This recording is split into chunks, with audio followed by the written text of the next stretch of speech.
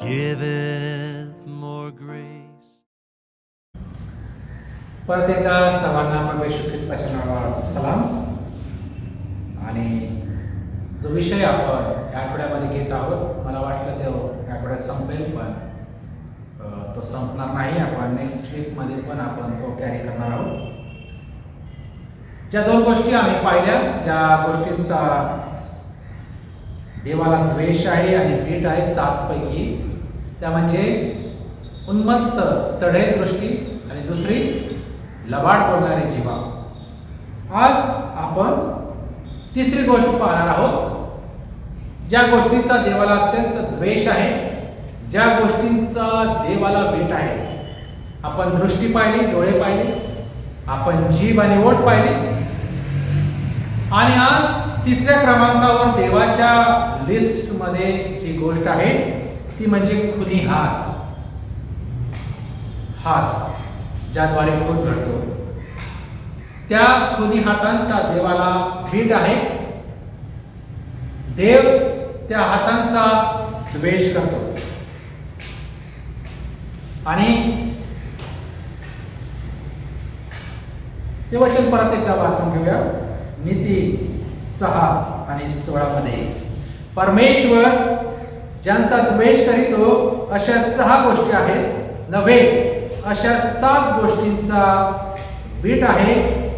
आणि त्यातली तिसरी गोष्ट म्हणजे खुनी हात. या आपण प्रार्थना करू. स्वर्गीच्या देवा, तुला धन्यवाद देतो परत एकदा त्या सप्ताहामध्ये. प्रभू, तू आम्हाला ज्या गोष्टी दाखवू इच्छित आहेत त्या समजण्यास देखील तू आमचं सहाय्य करत आहे, म्हणून देखील तुझे आभार मानतो. आजच्या मरणामध्ये तुझा दास शलोमोन, ज्याला तो तुझ्या ज्ञानाने भरलं, तुझ्या विचाराने भरलं, आणि तो सांगत आहे की तुला ज्या गोष्टींचा अत्यंत द्वेष आहे आणि वीट आहे, त्या 7 गोष्टी. आणि आज त्यातली आम्ही खुनी हातांविषयी आम्ही विचार करत असताना आम्ही आमचे हात तपासावे.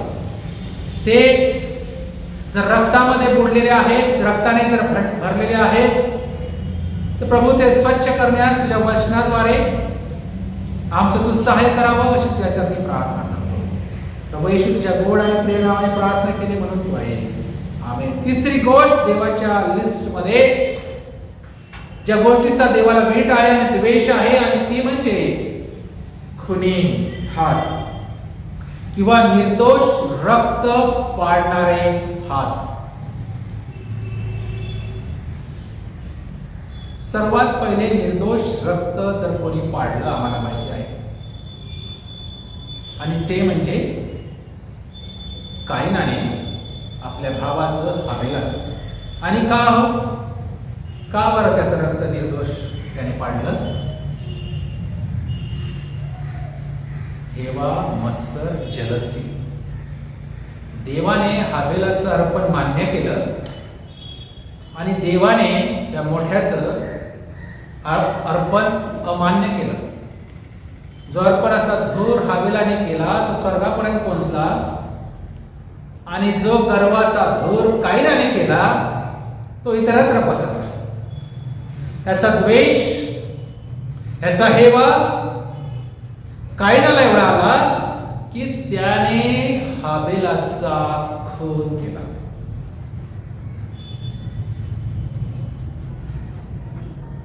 नम्र लोक, प्रामाणिक लोक,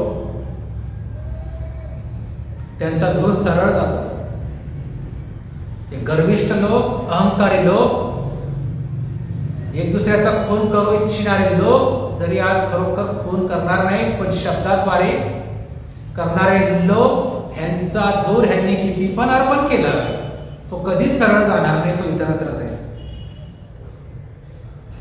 जेव्हा धूर इतरत्र जातो तेव्हा धूर करणाऱ्याला आणि आजूबाजूच्या लोकांना त्या धुराचा त्रास होतो, डोळ्यात जातो आणि अश्रू येतात.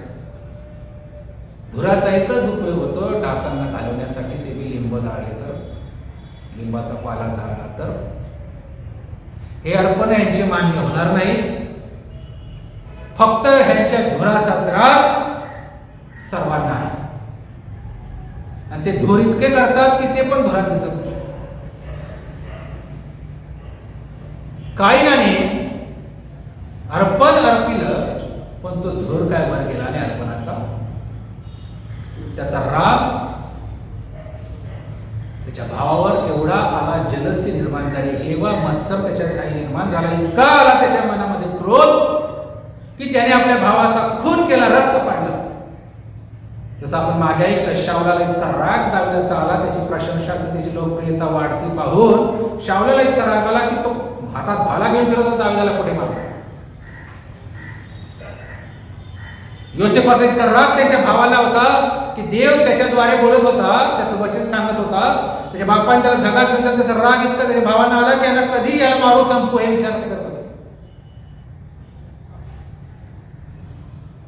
निर्दोष रक्त पाडणारे हात देव त्यांचा द्वेष करतो. देवाला त्यांचा वेट आहे, एवढीच धूर करू नका. हे अर्पण आपलं मान्य होणार नाही. स्वतः आणि इतर धुरामध्ये राहू, धूर डोळ्यात जाईल, स्वतःही रडू, इतरही रडत बसतील. आणि म्हणून हाबेलासारखं नम्र चित्त धारण करूया. आणि केवळ धूर माझा वर गेला नाही, ह्याच्यात त्या हाबेलाची चूक नव्हती, ह्याच्यात चूक कायनाचीच होती, कारण तो तसा देवाप्रती नव्हता. पण उलट आपलं जीवन नीट करण्याऐवजी, आपला धूर कसा वर जाईल हे शोधण्याऐवजी त्याने दुसऱ्याचाच धूर जाणं बंद करून टाकण्याचं ठरवलं. आम्ही हेच करतो. आमच्या अर्पणाचा धूर वर जात नाही म्हणून आम्ही दुसऱ्यांना सांगून टाकतो, म्हणजे मी पण नाही, तो पण नाही.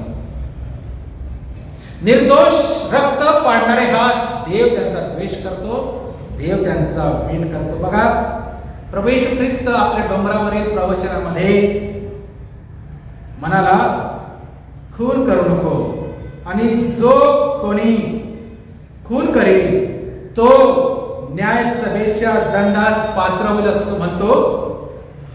असे प्राचीन लोकांनी तुम्ही ऐकले होते.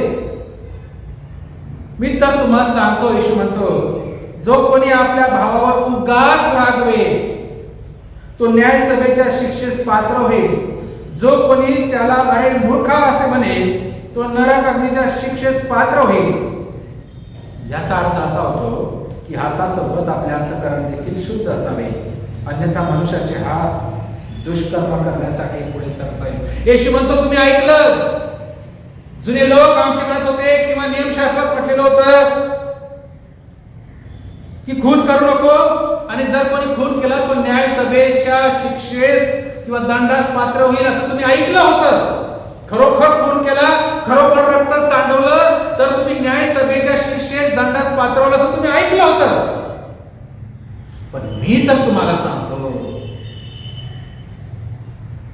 ऍक्च्युअल मर्डर नाही, ऍक्च्युअल खून नाही, पण मी तर तुम्हाला सांगतो, कोणी आपल्या भावावर उगाच रागवला, उगाच, काही कारण पण नाही, का उगाच कोण रागवतो? जलसी, हेट्रेट, हेवा, मत्सर करणारे लोक ह्याच्याकडे असा आहे, असा कसा, उगाच राग धरून देतात.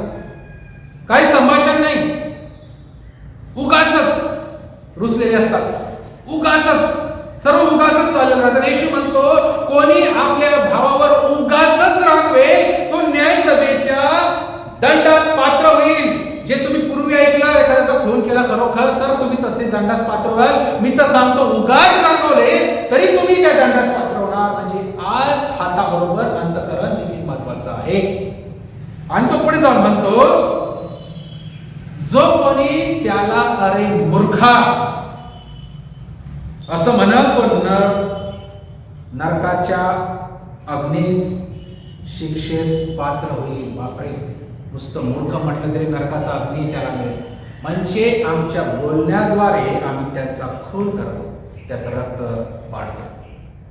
आज खरोखर काही शस्त्राने कोणाला मारण्याची गरज नाही, आमच्या शब्दाने देखील आम्ही लोकांना मारतो. असे म्हणणारे न्यायसभेच्या शिक्षेस दंडास पात्र आहेत, असे लोक नरक अग्नीच्या शिक्षेस पात्र आहे, क्वालिफाईड झाले. आणि अशा लोकांचा देवाला द्वेष आहे, देव त्या लोकांचा वीट आहे. देवाचा निवडलेला दास होता, राजा होता. आणि सर्वात पहिले दाविदाच्याच मनामध्ये हा विचार आला की मी तर इतक्या सुंदर महालात राहत आहे आणि माझा देव कनातीमध्ये राहत आहे, त्याचं सानिध्य कोशाचं, तर मी त्याच्या भीतर ते मंदिर बांधेल. इतिहासात पहिल्यांदा दावीद होता, त्याच्या मनात आलं की देवा भीतर ते एक मंदिर असावं. परंतु जेव्हा त्याने देवाचं या गोष्टी इच्छा व्यक्त केली, तेव्हा देव काय म्हणतो बघा. देव म्हणतो पहिले इतिहास 28 आणि 3 मध्ये, माझ्या नामाप्रित्यर्थ तुला मंदिर बांधावयाचे नाही. का? कारण तू युद्धप्रिय असून रक्तपात केला आहेस.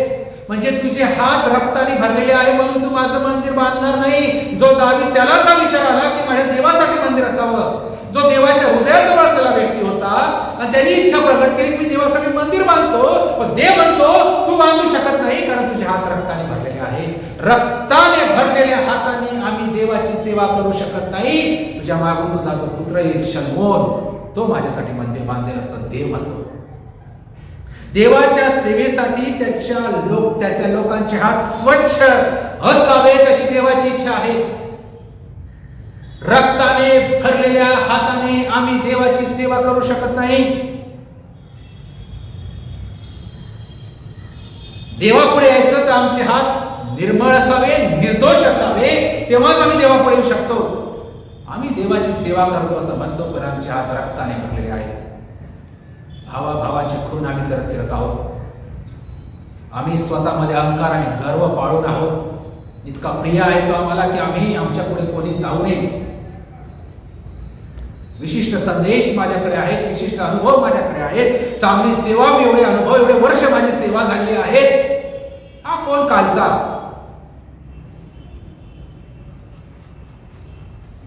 एक दुसऱ्यांना सांगून कमी लेखत आहेत, हे खून करणं आहे. अशांचे हात सेवक देखील, अशांचे हात रक्ताने भरलेले आहे आणि त्यांची सेवा अमान्य करण्यात आलेली आहे.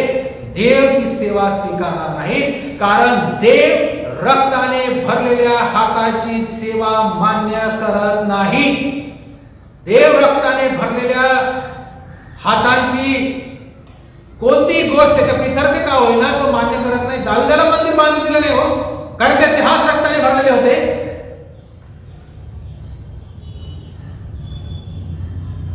एशिया 1 आणि 15 मध्ये देव काय म्हणतो? इस्रायलाला तो म्हणतो, इस्रायल लोकांना म्हणतो, तुम्ही हात पसरता तेव्हा मी तुमच्याकडे डोळे झाकतो. तुम्ही किती विनवण्या केल्या तरी मी ऐकत नाही. का? कारण तुमचे हात रक्ताने भरलेले आहेत. एशिया म्हणतो, परमेश्वर इस्रायल लोकांना म्हणतो, तुम्ही हात पसरता तेव्हा मी तुमच्याकडे डोळे झाकतो. तुम्ही कितीही विनवण्या केल्या, शब्दशः दिले, कितीही विनवण्या केल्या तरी मी ऐकत नाही. का? कारण तुमचे हात रक्ताने भरलेले आहेत. आमचे हात जर रक्ताने भरलेले आहेत, देव आमच्या प्रार्थना, तुम्ही किती इथे बसून राहा गुडघ्यावर अश्रू गाळत, दिवसभर रात्रभर किती कंटिन्यू प्रेयर करा, सकाळ संध्याकाळ, व्यर्थ आहे. कारण तुम्ही खून करतात. तुमच्या रक्ताने भरलेले असं परमेश्वर म्हणत आहे. तुम्ही भावाभावात वैरमनस्य पसरून आध्यात्मिक रीतीने त्यांना निराश करून, त्यांना खाली पाडून त्यांचा खून करतात आणि वर येऊन तुम्ही प्रार्थना करतात. तुम्ही कितीही विनवण्या केल्या, देव तुमचं ऐकणार नाही. तुम्ही कितीही हात पसरले, देव तुमच्याकडे डोळे तुमच्याकडे लावणार नाही. तुमच्या असं त्याची दृष्टी तो फिरून दे, कारण त्या गोष्टींचा देवाला वेट आहे आणि द्वेष आहे. जे इस्रायल राष्ट्र देवाने त्याच्या गौरवासाठी निवडले, ते देवाने का सोडलं? ज्यांना ते निवडलं होतं त्यांना सोडून दिलं. देव त्यांच्या विनवण्या काय करत नाही? देव त्या राष्ट्राची त्यांच्या शत्रूपासून सुटका का करत नाही? जे राष्ट्र त्यांनी स्वतःसाठी निवडलेलं आहे, त्यांच्या विनवण्या ऐकत नाही, त्यांना सोडून टाकलं. शत्रूपासून त्यांची तो सुटका करत नाही का? एशिया 59:1-3 मध्ये तो म्हणतो, पहा, उद्धार करवत नाही इतका परमेश्वराचा हात तोकडा झाला नाही, ऐकू येत नाही इतका त्याचा कान मंद झाला नाही, तर तुमचे अपराध तुम्ही व तुमचा देव यांच्यामध्ये आडभिंतीप्रमाणे झाले आहेत. तुमच्या पातकामुळे तो तुम्हाला दर्शन देत नाही, तुमचे ऐकत नाही, कारण परत म्हणतो, कारण तुमचे हात रक्ताने, तुमची बोटे अधर्माने विटाळली आहेत. आम्हाला आज या गोष्टी खरंच आत्मपरीक्षण करून ऍक्सेप्ट कराव्याच लागते. त्याच्यामध्ये आशीर्वाद आहे, नाही शाप आहे. देवाचा हात उद्धार करवत नाही इतका तोकडा झाला नाही, त्याचे कान ऐकू येत नाही इतके मंद झाले नाहीत, तर आमचे अपराध देवामध्ये आमच्यामध्ये आडभिंत झालेले आहेत. आमच्या पापामुळे तो आम्हाला दर्शन देत नाही. का ऐकत नाही? त्याचं उदाहरण तो म्हणतो, कारण तुमचे हात रक्ताने भरले, तुमची बोटे अधर्माने मिटाळली आहेत.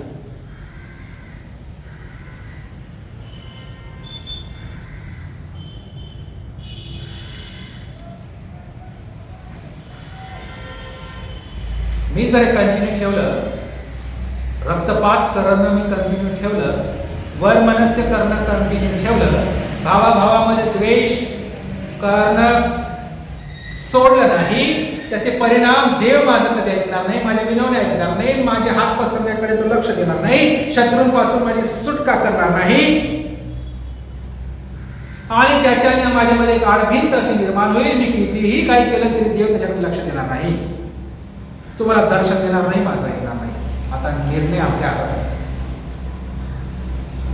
प्रभू, आमचा प्रभू स्वतः मानवी रूप धारण करून आमच्यामध्ये आला, इस्रायलीच्या सुटकेसाठी आला, पण पापामुळे हे लोक त्याला ओळखू शकले नाही.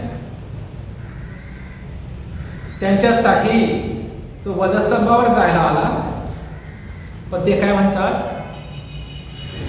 या चोराला सोडा, पण येशूला खेळा, या बरब्बाला सोडा, जो त्यांना आयुष्यभर त्रास देत होता, चोऱ्या डाके त्यांना लुबाडत होता, त्यांचं वाईट करत होता, तो त्यांना प्रिय होता, पण येशू नव्हता. आम्ही आमच्या जीवनामध्ये येशूला धरून देतो आणि बरब्बाला मोकळे करतो. हा सैतान बरब्बा आमच्या जीवनामध्ये मोकळा आहे, आणि येशूला आम्ही धरून देत आहोत. मत्ते 23 आणि त्याची 37 आणि 38 वचन, शेवटचं वचन इथे वाचू. त्याचा सारांश मी वाचतो, आपण वाचू शकतात. कोंबडी पिल्लाला जशी एकवटते तसे त्यांना त्यांच्या मुलाबाळांना एकवटण्याची त्याची इच्छा होती, पण त्यांचे हात व अंतःकरण शुद्ध नसल्यामुळे प्रभूला त्यांना आपल्या पंखाखाली एकवटता आले नाही. एका कोंबडी आपल्या पिलांना धोका पाहून जशी आपल्या पंखाखाली लपविते, स्वतःचं अहित मरण पत्करते, पण आपल्या पिलांचं संरक्षण करतं, अशी पुष्कळदा देवाची इच्छा होती. परंतु आमचा पापी स्वभाव, आमचे अंतःकरण, आमच्या रक्ताने भरलेले हात, आमची दुष्कृत्य, आम्ही वचन ऐकून, देवाचा निरोप ऐकून देखील सुधारलेला अवमान्य, याच्यात देखील गुणदोष काढणं, चुका काढणं, शोधणं, ह्याच गोष्टीमध्ये जर आम्ही करत राहू तर आमचं काही होऊ शकत नाही. देवाची सेवा करायची तर रक्तपात केलेले हात नको. आमचे मन, आमचे हात स्वच्छ असणं गरजेचं आहे. हा संदेश, हा निरोप मंडळीलाच नाही, पण सेवकांसाठी पण आज महत्त्वाचा आहे, माझ्यासाठी आहे, सर्व माझे कलिग्स आहेत त्यांच्यासाठी महत्त्वाचं आहे. आम्ही या गोष्टी सोडून दिल्या. एक दुसऱ्याचे उद्योगध्वनी काढण्यापेक्षा, हे रक्तपात करण्यापेक्षा, कायनासारखं जीवन जगण्यापेक्षा, जो धूर आपण या मंडळीत पसरून ठेवला आहे, स्वतःला दिसत नाही त्या धुळ्यामुळे आणि मंडळीला पण दिसू देत नाही, या गोष्टी सोडून हाबेलाप्रमाणे आम्ही जीवन जगतो एक नम्रतेने. हे खुनी हात जे आहे, हे निर्दोष रक्त सांडणारे हात आहे, ज्या हातांचा देवाला भीट आहे, ज्या हातांचा देवाला द्वेष आहे, त्यापासून आम्ही सुटका करून घेऊया. या आपण प्रार्थना करू. प्रभू, आम्ही तुला धन्यवाद देतो. परत एकदा आम्ही मागील दिवसामध्ये आमच्या डोळ्यांविषयी, आमच्या जिभेविषयी आणि आज आमच्या हातांविषयी प्रभू आम्ही ऐकलं आहे. आम्ही उगाचच प्रभू एवा मत्सर जलसी हेट्रेट आमच्या उराशी बाळगून प्रभू आम्ही एक दुसऱ्यांचा खून करतो, रक्तपात करतो. प्रभू आमचं सहाय्य कर, ह्या गोष्टीपासून आमची सुटका कर. ज्या गोष्टी प्रभू येशू ख्रिस्ता तू आम्हाला दाखवल्या, प्रीती, शांती, एकमेकांचं हित, हे करण्यास, असं वागण्यास तू आमचं दैनिक कृपेने सहाय्य कर अशी देखील तुझ्याकडे प्रार्थना. तुझे आभार मानतो, तुला धन्यवाद देतो. या सप्ताहात प्रभू या महत्त्वाच्या गोष्टी ज्यामध्ये आमचे आशीर्वाद आहेत, ज्यामध्ये ते नाही केले तर त्यामुळे आम्हाला शाप आहे, तू आमच्या प्रार्थना ऐकणार नाही. आमच्या किती विनवणी आम्ही केल्या तरी तू त्याकडे डोळे झाक करशील. आमचे शत्रू आमच्यावर विजयी राहतील. हे आम्ही निवडावं, काय गोष्टी आम्ही निवडायला प्रभू यासाठी आमचं असं सहाय्य कर. परत एकदा तुला धन्यवाद देतो आमच्या प्रार्थना ऐकल्यास, आणि प्रभू आमची परत एकदा आमच्याशी बोललास त्याबद्दल तुझा आभार. प्रभू येशूच्या नावाने प्रार्थना करतो म्हणून राहील. आमेन. सर्वांना सलाम.